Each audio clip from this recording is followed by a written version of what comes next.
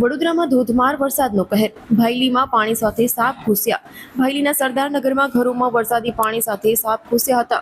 લોકોમાં તેને લઈને ફફડાટ વ્યાપ્યો છે. રહેણાંક વિસ્તારમાં પાણી ભરાતા જનજીવન અસ્તવ્યસ્ત બન્યું છે. પરિવારો જે છે તે મુશ્કેલીમાં મુકાયા છે. સાપ દેખાતા લોકો ઘરની બહાર નીકળવા માટે મજબૂર બન્યા.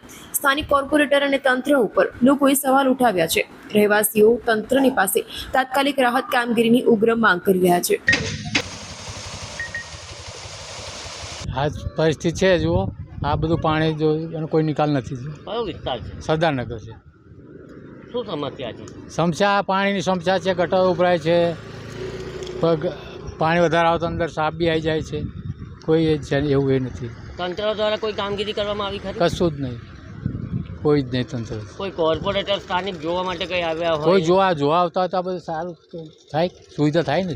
આ જે પરિસ્થિતિ છે દર વર્ષની છે? દર વર્ષે સાહેબ, દર વર્ષની. તમે છેલ્લા કેટલા વર્ષથી અહીંયા રહો? હું લગભગ આજે 25 વર્ષ જેવું થયું, પણ કોઈ નહીં.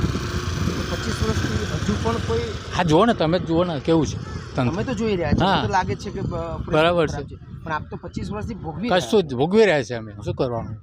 અમારા ઘરમાંથી કેટલી વાર સાપ બી આવી ગયા છે અને પકડવા બી કેટલા પકડાયા છે, પણ કોઈ એવું નથી કે ચાલો ભાઈ કેટલું ઘાસ સારો છે. તે છતાં પણ તંત્ર જાગતું નથી. આપનું શું માનવું છે? હવે તો વડોદરાની વાત કરીએ છીએ કે વડોદરાને ખૂબ સુંદર ને સારું બનાવી રહ્યા છે. હવે તો હવે સરકાર પર ભરોસો કે સારું કરો, સારું વળી એમને આમ ગરીબો પર ધ્યાન આપે સારું. એક મતદાર તરીકે આપનું શું માનવું છે? એક મતદાન તરીકે તો હવે હું એવું કહું કે સારું કહેવાય. જો એમને જે આમ દયા પ્રેમ ભાવ હોય તો કરે એવું ઈચ્છું છું. શું નામ છે આપનું? મારું શાંતિલાલ.